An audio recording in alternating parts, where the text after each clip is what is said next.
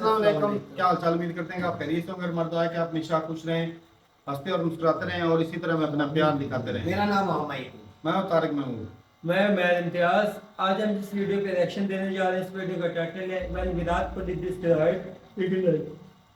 तो देखते हैं ये वीडियो और अपना बयान कर देंगे। काउंट करके 3 2 1 video start. You go after one of our guys, all 11 are going to come right back at them. So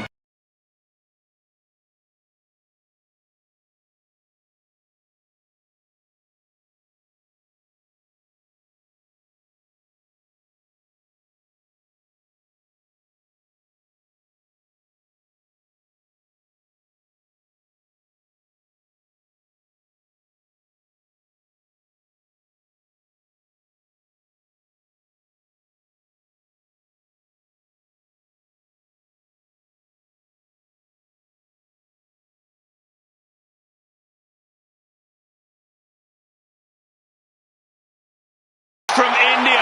गुस्सा आदमी को ले डूबता है और उससे वो चीजें करवाता है जो उसने ख्वाब में भी नहीं सोची होती। और यही कुछ हुआ इंग्लैंड टीम के साथ, जब जसप्रीत बुमराह के एक बाउंसर ने पूरी इंग्लैंड टीम के छक्के छुड़ा दिए।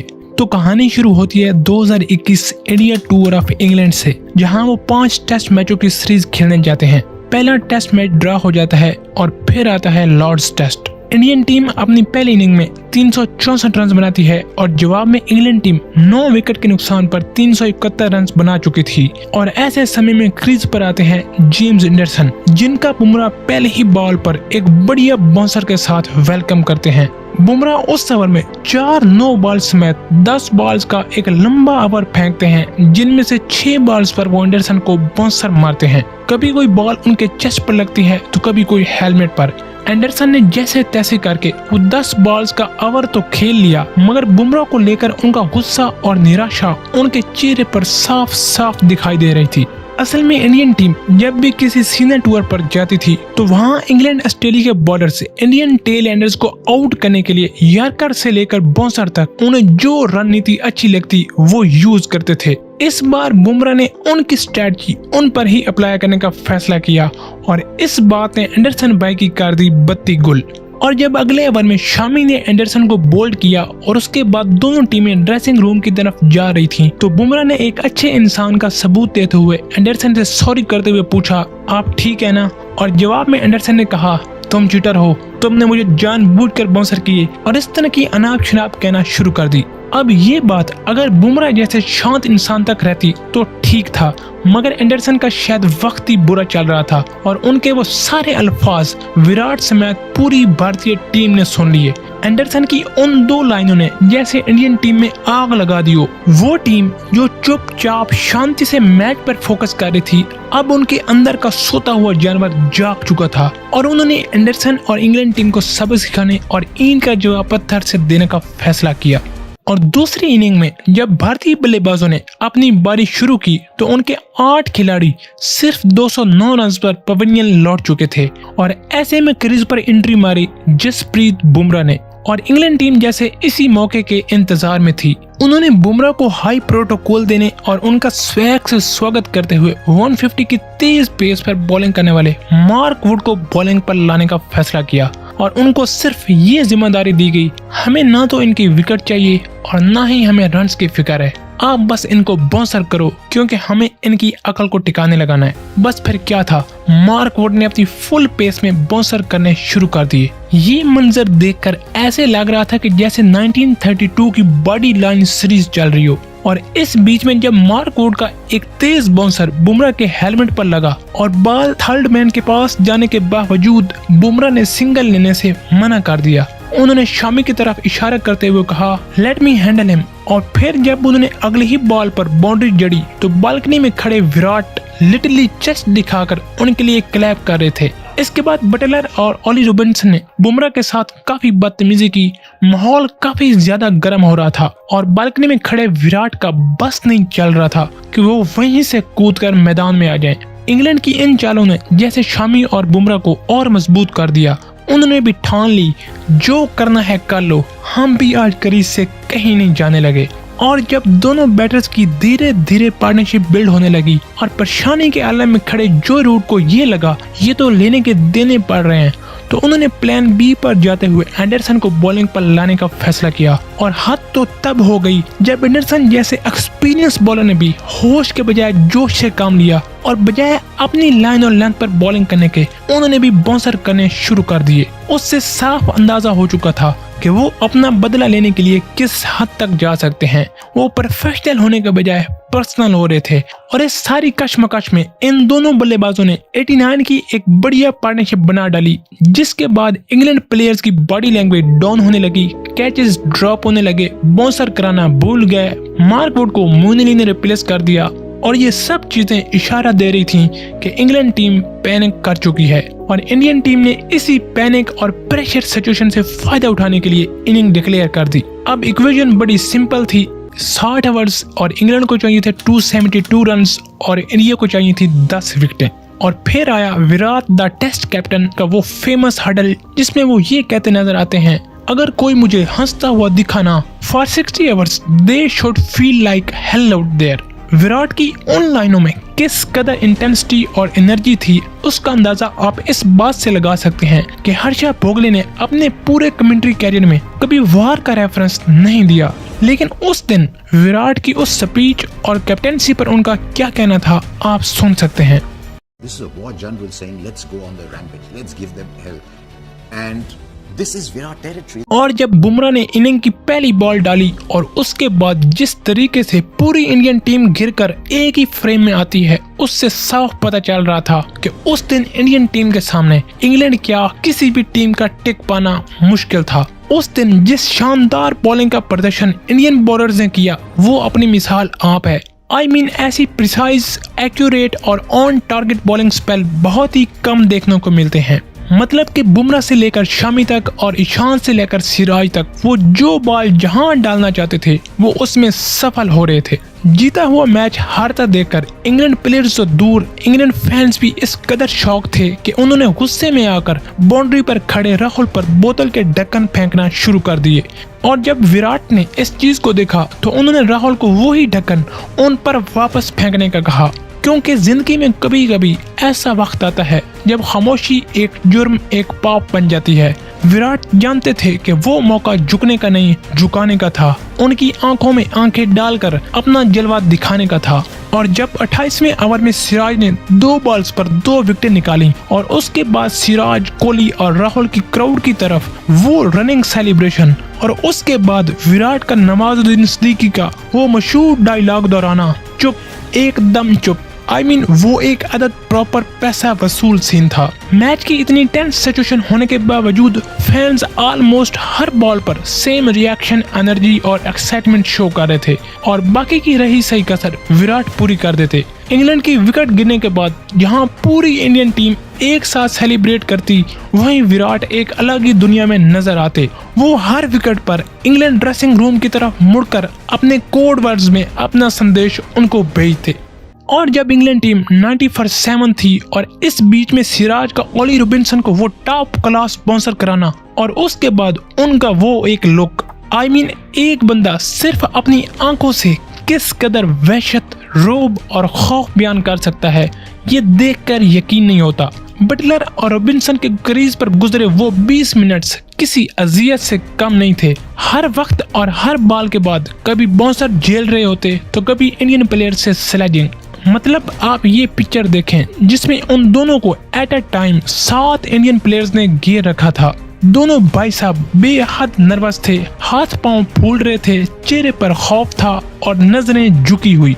मैच धीरे धीरे अपने अंत की तरफ बढ़ रहा था और इंडिया को अभी भी 3 विकेटें निकालना बाकी थी, वो भी सिर्फ और सिर्फ 9 ओवर्स में। और फिर आई बुमराह की वो वेल प्लान्ड और well executed genius slow ball जिसने मुश्किल नजर आती चीजों को एक बार फिर आसान कर दिया। और फिर अगले ओवर में सिराज ने एक बार फिर अपना मैजिक दिखाया और बटलर का पत्ता साफ किया। और फिर इसी ओवर की चौथी बॉल पर एंडरसन की विकेटें उखाड़कर इस कहानी को वहीं पर खत्म कर दिया जहां से वो शुरू हुई थी। इस मैच को इस क्लिप से बेहतर क्या चीज ही एक्सप्लेन कर सकती है, जहां एक तरफ एंडरसन भाई की बेल्स हवा में थी, वहीं दूसरी तरफ बुमराह की वो एग्रेसिव और आइकॉनिक जंप सेलिब्रेशन। उस सफलता ने दुनिया को एक बार फिर बता दिया कि ये टीम सिर्फ घर पर ही नहीं, घर के बाहर भी शेर है। अगर इनमें से किसी एक पर भी उंगली करोगे तो वो 11 के 11 मिलकर तुम्हारा हिसाब चुकता कर देंगे। तो ये थी कहानी उस ऐतिहासिक और क्लासिक टेस्ट मैच की, जो किसी और को याद रहे न रहे, इंग्लैंड टीम कभी नहीं भूलेगी। अगर वीडियो अच्छी और इन्फॉर्मेटिव लगी हो तो काइंडली चैनल को लाइक और सब्सक्राइब। चलो जी, वीडियो खत्म हो गई भाई। इंटरेस्टिंग थी वीडियो और भाई ने बड़ी स्टोरी बनाकर सुनाई है, और जिस तरह की बात होती थी वैसा मूवमेंट भी दिखाया, मेहनत की हुई। क्रिकेट में ये नोक चलती है, इससे तो मैच गर्म होता है। 2011 लॉर्ड्स टेस्ट हुआ था। पहले इंडियन टीम विराट कोहली जो कैप्टन थे ना, वो बड़े सुशांत स्वभाव से ना मैच खेल रहे थे, लेकिन जब बुमराह पे बाल अटैक उन्होंने किया तो बुमराह ने पहले अटैक किया, लेकिन 10 बॉलें लगाई सीधी उसके बंदे को। वो कहता भाई साहब मारने आई है, खेलने के लिए आया। टेस्ट क्रिकेट यही है। हाँ। आप जब तक बैट्समैन को पजल नहीं करोगे, आप वो गलत शॉट खेल के विकेट आपको कैसे देगा? नहीं देगा। आप स्ट्रेट उसे मतलब एक सिंपल बेबी जॉन की तरह बाले करवाते तो उसने खेलते रहना। तो बालर पता नहीं कितना बहुत कुछ करते हैं उनको बात, सिर्फ मैं बैट्समैन को देख रहा गुस्सा था, दिलाने के लिए। कोलकाता मैच हो रहा था, बात तो इनकी मैच हो रही है, मुझे वो बात एक याद आ रही थी। वसीम अकरम ने इससे बोला था दूसरा शुएब अख्तर को कोलकाता स्टेडियम पर उसने चुप करवाए थे। उसने बोला था ऐसे शुएब अख्तर ने कि मैंने 1 लाख बंदा नया था शुएब अख्तर, और मेरी बात समझाया था। मेरी बात तो यार सुन, 1919 में ना वर्ल्ड कप के बाद इन्होंने ट्रोल किया था, तो इसने गले में डबल चेन पहनी हुई, बॉल लंबी, इसने पहला आउट किया उसको, क्या नाम है, ड्रेवर्ड को। अच्छा। एक ही बॉल थी। दूसरा वसीम अकरम इसके पास आया, इसने बोला कि ये ना अगर आउट हो गया ना तेंदुलकर तो हम ये टेस्ट जीत जाएंगे। वो सारे कहते हैं कि दुनिया का यादगार टेस्ट है। इसने 155 किलोमीटर फी घंटा डेड विकेट थी, फेंकी थी, सीधी विकेट, तीनों विकेटें गिर गई थी तेंदुलकर की। और उसके बाद जब लक्ष्मण आया था ना, जिसको भागने लगा था, शुएब अख्तर ने ऐसे बाजू खोल लेते, वो डर की टांगे उसकी देख लेते कांप रही थी पीछे। ये सहवाग ने खुद बताया है। मैं बात ये करूं, जो इनका बुमराह है ना, इस टाइम की क्रिकेट में मिचेल स्टार्क और Bumrah out swing in swing का इस टाइम पे कोई माने या ना माने, बुमराह बादशाह नहीं। जो स्टार्क या बात कर रहे हो ना, वो भी एक बहुत अच्छा बॉलर है इस वक्त, लेकिन बुमराह की और बात खतरनाक है भाई साहब। एक तो वो विकेटें बहुत ज्यादा लेता है, स्कोर नहीं कम लगता। खतरनाक की बात नहीं होती, आपने बात स्पीड की दी। आउट स्विंग होती, बॉल कर दी ना, राइट साइड पे जानी, लेग साइड पे जानी, नहीं तो बॉलर एक साइड पे करता। वसीम अकरम करता था, शुएब अख्तर करता, मोहम्मद आसिफ की बॉल देखता था जब वो इस तरह बॉल फेंकता था। बुमराह और स्टार्क सिर्फ 2 बॉलर हैं जो दोनों इन स्विंग आउट स्विंग करते हैं। बुमराह भी कमाल का कोई शक। बुमराह भी अच्छा है। और भाई मैंने इनके, हालांकि मैं इतना क्रिकेट का शौक नहीं रखता, मैंने 10वीं क्लास से छोड़ दी थी क्रिकेट, तो उसके बाद जो है वो फुटबॉल पे ज्यादा शौक रहा। लेकिन ये कि भाई बुमराह ये मैच हुए ना कुछ, ये जो इस दफा टूर्नामेंट के मैच थे, अच्छा, तो मैंने वो देखे जितने, और भाई बुमराह खतरनाक लगता है भाई साहब, स्कोर लगता ही नहीं है। अच्छा, और जितने भी, ये यकूब भाई को भी पता है, जितने भी वर्ल्ड टूर होते हैं आप इंडिया के out of country, England, New Zealand, खासकर न्यूजीलैंड, ऑस्ट्रेलिया, सबसे ज्यादा जो एग्रेशन है ना पूरी इंडियन टीम में, एक तरफ विराट कोहली, एक तरफ अच्छा खेलता है, खेल लेता है कहीं, कितने खेलने की बात नहीं, एक एग्रेशन, उन्होंने एग्रेशन दिखाया। वो इसमें आपको टेस्ट मैच 50% आपकी एग्रेशन और सोच जीता। अच्छा, जिस तरह वो सब खिलाड़ियों कह रहा था, फुटबॉल में भी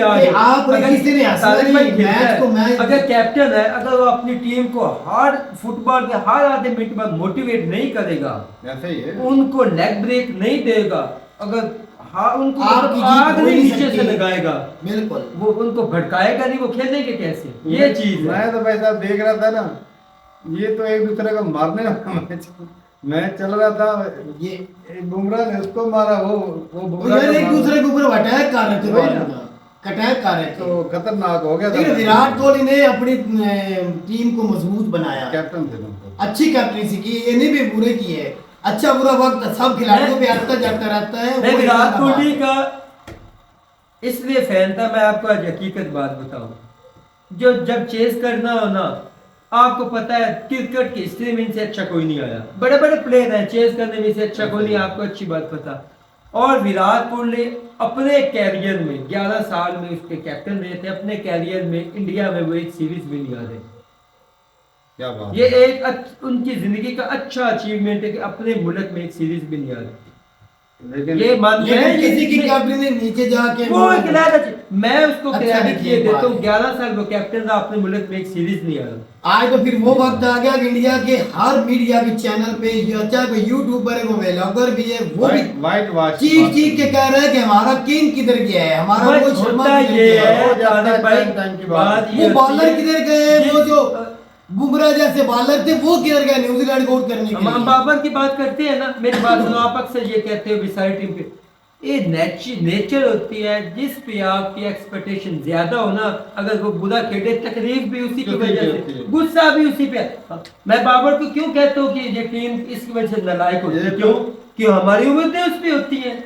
ये गलत बात है, एक बंदे को उम्मीद रखनी ही नहीं भाई, चाहिए। पूरी- 11 खिलाड़ी है, चाहे बॉलर है, ऑलराउंडर है, बैट्समैन है, सभी ने हिस्सा डालना होता है, मुल्क की खातिर खेलना आपका होता पूरी है। बॉडी है, एक बंदा लेकिन आउट हो गया, आपको सारे लेकर आउट हो कौन जाने। सी चलती है? रीढ़ की हड्डी। वो एक बैट्समैन ही होता, आप ये इस बात को होता है, लेकिन ये नहीं कि अगर वो किसी मैच में आउट हो जाए, आने वाले सभी बैट्समैन 10 के 10 ही ऐसे ही आउट हो जाए। मैं उसका आपको एक छोटी सी बात याद करना, 2022 का फुटबॉल का वर्ल्ड कप हुआ, इसने जब बोतल मारी, जाते हुए रो कर निकल गया, जब क्वार्टर फाइनल पुर्तगाल का रोनाल्डो वाला था, सिर्फ 15 मिनट के लिए इसने कोच के साथ इसकी अनबन थी, इसने बात कोच को हटा दिया, 15 मिनट के लिए रोनाल्डो को इन्होंने टीम से बाहर निकाला था, इनको गोल हो गया था।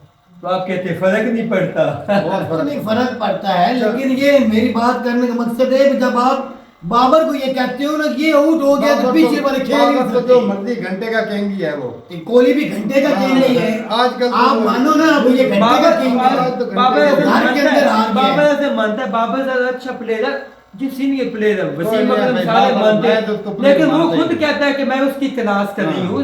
यूट्यूब भाई को भी पता नहीं है। उसने तो खुद बोला जो कोहली से मैं कुछ सीख रहा हूँ, जो कोहली एक अच्छा खिलाड़ी है। जो कामयाबियां विराट कोहली ने समेटी है ना यार आज वो के दौर खेल में, चुका है, वो खेल चुका है, बाबर का भी वक्त है। लेकिन उस तक जाएगा नहीं। अच्छा होगा, यार वो तो जाएगा वक्त नहीं। साबित करेगा भी खेल पाता है या नहीं, कि उस तरह खेल सकता। चले जी, लेकिन विराट कोहली का जो अरूज है ना, वो अब ढलता जा जिंदा रहा दिल है। बैट्समैन। अभी तो विराट कोहली 10 साल और चल और नहीं जाता। नहीं कोई 10 साल नहीं, ये अब पीछे पीछे 4 जा साल रहा है। खेलने का और चले जी ठीक है भाई, अपनी रात रुकता है कमेंट सेक्शन में। ये तो भाई मैच, लेकिन न्यूजीलैंड ने ना बुमराह को बख्शा, ना विराट कोहली को बख्शा, ना शर्मा को बख्शा। न्यूजीलैंड ने इंडिया के अंदर आके इंडिया के घर के शेरों को नीचे गिरा दिया। यार खेल के रखा। होता है। चले जी ठीक है भाई, अपनी रात रुकता है कमेंट सेक्शन में। मिलते नहीं, तब तक के लिए इजाजत दें। अल्लाह हाफ़िज़।